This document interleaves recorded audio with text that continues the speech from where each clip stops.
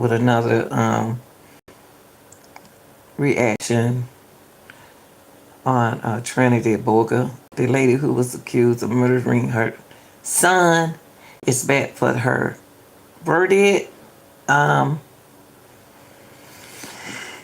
and I want to thank y'all for watching and keeping up with the trial with me. And I would like to hear your perspective of what, how the trial turned out to you. What portion in the trial that interests you the most. I want to hear from y'all. I want to hear from y'all. Did you think she was guilty the whole time?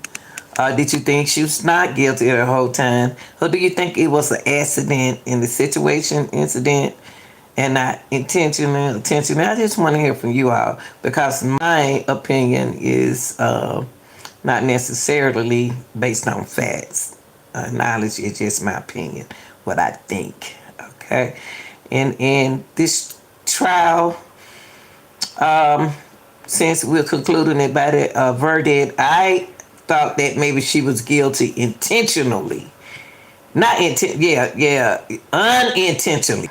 That's what I thought, unintentionally, because you can't. I was unconfused. I was unintentionally and I was intentionally. I thought maybe that she had. It probably was a situation where the father, the baby dad, she got kind of jealous because she wanted to go to the store with him, but he wouldn't let her go to the store. And then when he left to go get a piece of the baby, it's okay. He came back, it was a different thing. Y'all tell me what y'all think. Well, here go the verdict reading of the queen, the ex-queen. Okay. The verdict reads as follows as to each count. On count one, it says, we the jury find the defendant not guilty. On counts 2, 3, 4, 5, and 6, the verdict reads, we the jury find the defendant guilty. Felony murder, 2 counts, aggravated battery, 2 counts, and cruelty to child in the first degree. Y'all can have a seat. Ladies and gentlemen, it's been a tough week for you, I'm sure, and I know that you probably had a lot of places you would have rather been this week than here. I do want to thank you tremendously for your service. You have shown up, you've been on time, and you've paid thorough attention. You've taken in a lot of information this week, and you obviously, from the fact that you've deliberated over this, you've looked at this very closely. So with that, your county appreciates the work you've done, and you'll receive a stipend. It's just a token of the county's appreciation. You are free to leave for the term. You're also free to, you can certainly step back into the courtroom through the other door if you wish to, or hang around if you want to speak with the lawyers, but you don't have to. You don't have to talk to anybody. You're welcome to leave at this time if you prefer. If you do, turn in your badges on your way out, and make sure that your notes are in the jury room. And I really appreciate it. Y'all are free to go.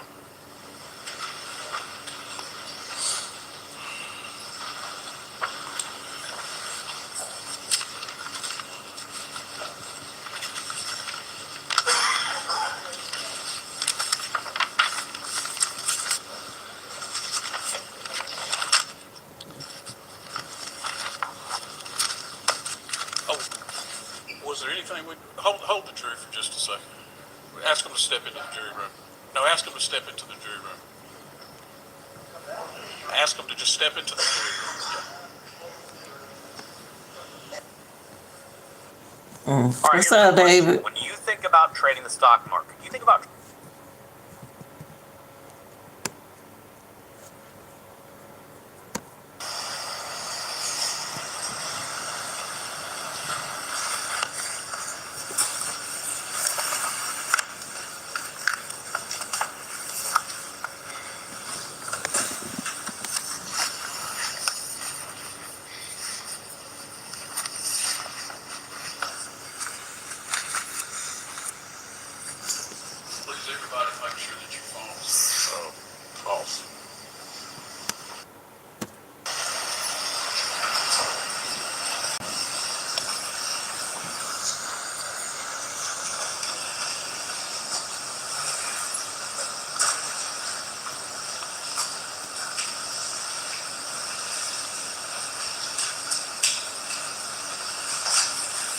Tuesday morning, I stood here and I told you that what this case was about was the short life and the horrible death of one precious little boy. By now, of course, you know who that is. It's J.D. Angeles, born June 25th, 2022. He died January 14th, 2024. The state, of course, has charged Trinity Poague with causing his death. She's charged in an indictment which contends that she committed several violations of the law, several huge crimes, beginning with cruelty to children, aggravated battery. From each of those felonies, there's a charge of felony murder. And then finally, there's a charge of malice murder. And when you get to the point where you're having to move from this, we have this fact, and we have this allegation. How do you get there? And there's really not, the judge is going to tell you what the law is, okay, but there's not really in the judge's instructions, typically there's not really a roadmap for how you get there. And so what I would suggest to you, ladies and gentlemen, is this. And again, I mean, you're free to decide the case however you choose to decide the case and by whatever process you choose. But I would suggest to you or submit to you that you might consider this process. And that is, you start with the facts that are beyond dispute. The things that you know that are established. Just not a realistic argument, where there's not a realistic dispute, where there's no controversy. Start there. And then the reason you start there is this, because you can resolve the disputed issues in the way that is most consistent with the facts that aren't in dispute. Okay, so if you know that, that 2 and 3, that these two things are true, and then you're trying to decide whether this third thing is true or not, you can take that third thing and view it through the lens of what you know, of what you've already established, or what you've already decided is an indisputed or undisputed issue. Once you've determined what happened factually, then you can apply the law to the facts. And of course, Judge Sizemore is going to give you a long explanation of what the law is, and he's going to tell you something very much like this, something that says to the effect of, you are the judges of the facts of the law, that you determine the facts, and you apply the law to the facts to determine the outcome of this case. So for this part of my argument, what I want to do is this, ladies and gentlemen, is focus on some facts that are absolutely, at this point, indisputable in this trial. Yeah, I am so confused because the jury is gone. So who is he talking to? There is an indisputable medical fact in this trial, and that is that the cause of this child's death was massive head trauma. There's no question about did he die because he had an infection? Did he die because he lost his leg and bled to death? Did he die for any one of these other reasons that might cause someone to pass away? In this case, the unanimous opinion of the medical witnesses that you heard from, the physicians that you heard from, I'm not talking about Dr. Gamble now, I'm talking about the actual doctors, okay, who testified in trial, okay, Michael Busman, who's practiced medicine in this town for 30-something years, Jill Olin, who has practiced medicine in this town for 15 or 17 years. Dr. Anthony Clark, who has served as a medical examiner both in Georgia and Florida, for the last 30-something years, who's done 8,100 autopsies, who's testified in court as an expert witness hundreds of times as to the cause and manner of death. They all agree this child died from this wound. And there are other injuries, and we're going to talk about those later in my argument, okay? But for right now, I want you to focus on this one, and that is that it is an undisputed fact that this child died from head trauma. It's also undisputed that the trauma, or the cause of the trauma, is also undisputed. Dr. Clark says it was a tremendous impact to the back of the head. These are quotes I wrote down while I was listening to the testimony. He says it was a tremendous impact to the back of the head. Dr. Busman says it was a direct, high-impact blow. Watch what magnesium does to your bowels. If you have to wipe more than 4 times after you poop,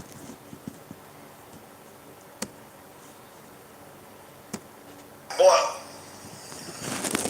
There's not a question as to whether or not or how you get this kind of head trauma. In other words, it's beyond controversy. You can't get this kind of head trauma from bumping your head on the door back here, or you can't get this kind of head trauma because you have weak bones. You can't get this kind of head trauma because you have some rare childhood disorder like Pageant's disease or Alagille disease or whatever it was that was brought up. Okay, rare childhood disorders, bone diseases, all these other things. None of those things will cause the trauma that this child suffered. To get this kind of trauma, it is an undisputed fact that it must be a direct, high-impact blow. The time frame between the trauma and this child's death, this child's appearance in the emergency room and subsequent death, is also not reasonably in dispute in this case. Okay. None of these doctors who testified even allow for the possibility that this child's injuries were suffered the day before or the night before or even 3 or 4 or 5 hours before. They certainly weren't built up over time. It wasn't that he had a partial occipital and parietal skull fracture, with a massive hematoma at the back of his head and 3 or 4 other brain bleeds across his head, and that they just built up over some period of weeks. That's not what happened. The high-impact trauma that this child suffered would immediately, according to Dr. Busman, very quickly, 30 to 60 minutes at the most, result in essentially a full onset of symptoms. Dr. Oleg said there's 0% chance of normal behavior from the time of impact forward. So what are the chances? May I ask, what are the chances? What are the chances that this child could have sustained this blow and behaved normally for any period of time? And the answer was, there is a 0% chance of that. Dr. Clark makes it 3 for 3. The time frame that Dr. Clark establishes this, he says that at a minimum, initial symptoms like drooling, staggering, vomiting would have appeared very quickly, within seconds to minutes after the impact. He said, in his mind, there probably would be in terms of the initial onset of symptoms. In his mind, it's probably more like seconds than minutes before we begin. Those facts have been established, ladies and gentlemen, by the evidence that you heard in this courtroom. Okay, you don't have to Google it. Okay, you don't have to have a discussion about what happened, when you were a child or when somebody else was a child or those kind of things. You don't have to talk about what people in the medical community really think. Okay, we're not talking about vaccines or something where some people say you should take them and some people say you shouldn't and all that. We are talking about medical facts as to which there is no disagreement. That brings you to this point. The question for you to answer as a jury is this: who could have caused the trauma that killed this baby within the time frame that it had to have occurred? Okay? No telling, in any number of things, any number of people, any number of circumstances, could certainly have caused severe trauma to this child at some point in time. But that's not really the question. The question is, who could have caused this trauma within the time frame that you have available? There's an answer to that question. From 8 p.m. Saturday night, we were in Albany, Georgia, on January 13th, 2024, until about 12:30 Sunday afternoon, January 14th. Okay? For that whole time period, there was only one person who was ever alone with this child. One. There was one person who was ever alone with him for any period of time during that 16 and a half hours. You know who that was? That person was Trinity Poague. Not only that, ladies and gentlemen, when you focus on this time period and you reduce it down to the time of the time frame that the doctors talked about, the time immediately prior to the onset of the symptoms, the answer becomes clearer. One person was alone with JD during the time immediately before his symptoms appeared. That one person was Trinity Poague. If you're turning 65 or beyond, you're going to want to watch this. There are a lot of people today that are Medicare eligible that are enrolling in it. At 11:55 a.m. on Sunday, J.D. Angelus was a healthy little boy. By 12:30 p.m., he was in a literal death countdown. It wasn't a question anymore as to whether or not he might live. It wasn't a question anymore as to whether he could be saved. It wasn't a question anymore as to whether he would ever be able to grow up. By 12:30 p.m., at 12:30 p.m., he was dying. There were symptoms that appeared during this time frame that appeared when Julian Williams, Jay Williams, when he pulled up to the dorm and he got out of his car, he went inside to pick up that child. Actually went inside to put down the pizza and the drinks because he thought they were going to have lunch. But when he went in and he picked up that child, there were immediate symptoms that the child was suffering right then. The child was essentially unconscious. Okay? The testimony is that his head was limp, that he couldn't hold his head up, that his body was limp, and his head was bobbling around. He was nauseated. Before he got to the car, or as he was getting into the car, the child threw up all over his daddy. He was draining CSF, cerebral spinal fluid. Okay? The fluid that circles your brain, that encircles your brain, that helps protect you from impacts, that helps protect your brain from shock, from harm. Okay? That fluid, by the time he got to the hospital, was literally coming out of his nose and his mouth. It was no longer contained here where it's supposed to be. It was here because of the head injury he had suffered. He was in cardiac respiratory arrest at that time. When he got to the hospital, he wasn't breathing and he didn't have a pulse. Those symptoms, when you go back to the time frame that the doctors established, those symptoms would have had the impact that caused them, the impact that caused those symptoms would have had to have occurred within minutes before the child presented at the hospital. During those 35 minutes that we're talking about, okay, these 35 minutes right here, 11:55 to 12:30, during those 35 minutes, one person and only one person was alone with that child. Trinity Poague.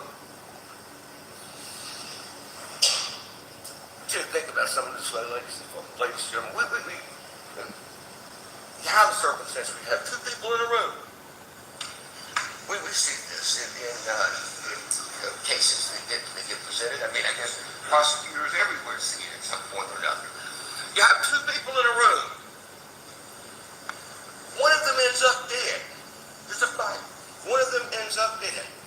Okay?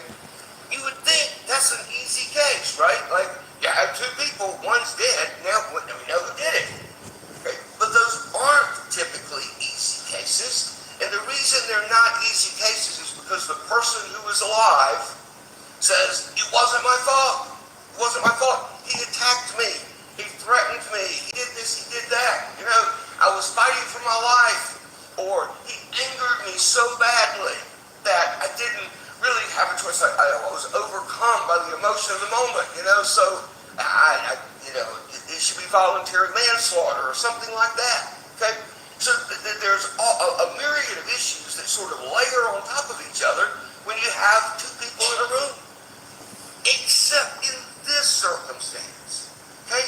Because the two people in the room during those 35 minutes were J.D. Angelus and the defendant. Those are the two people who were in there. There's not an argument that can potentially, possibly, in this universe or beyond, there's no argument that can be made that it was caused by the child, that the child, was aggressive, that the child was the initial aggressor, that the child, attacked her and she had to defend herself. Okay? So it makes the two people in a room situation, instead of it being a hard case anymore, it becomes an easy one. I'm about to wrap up here in just a moment. Sit down and turn over the podium to Mr. Gamble. I want you to think about something, okay? As you listen to him nitpick the evidence, and you heard the examination, you heard the opening statements, you heard the examination of various witnesses, and so you already know it's coming. But as you hear him nitpick the evidence, I want you to keep this question in the back of your mind. I thought I was doing everything right for my dog. I wasn't. I know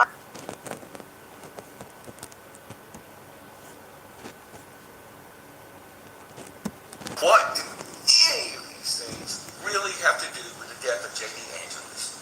Did poor parenting, missing baby doctor appointments, misusing a car seat, those things kill this child? No, those things didn't kill this child. Would testing some dirty diaper that came out of the dumpster, or testing the vomit that was on Jay Williams' shirt and jacket, with testing those things, with interviewing... All right, guys, let's listen to the verdict again. Let's listen to the verdict before we go. The verdict. Did they find her guilty or not guilty? Because some of you missed it. The verdict reads as follows, as to each count. On count one, it says, we, the jury, find the defendant not guilty. On counts two. Okay. Count one, not guilty. I can see that. But she ain't off yet.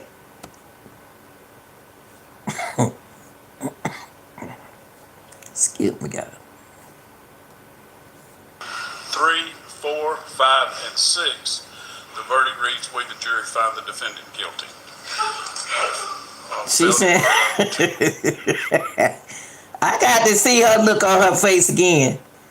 Ooh, Lord have mercy. She changed. She went from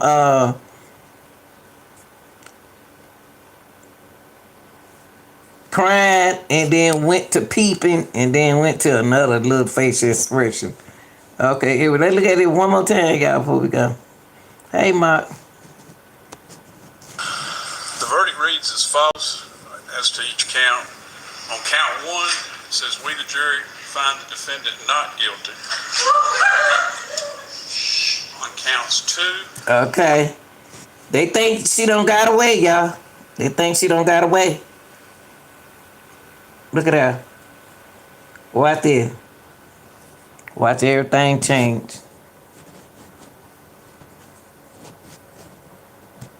3, 4, 5, and 6, the verdict reads, we, the jury, find the defendant guilty of felony murder, 2 counts, aggravated battery, 2 counts, and cruelty to child in the first degree. Y'all can have a seat. Yeah, look, that whole look changed, didn't it? It's right. You know, it is what it is, y'all.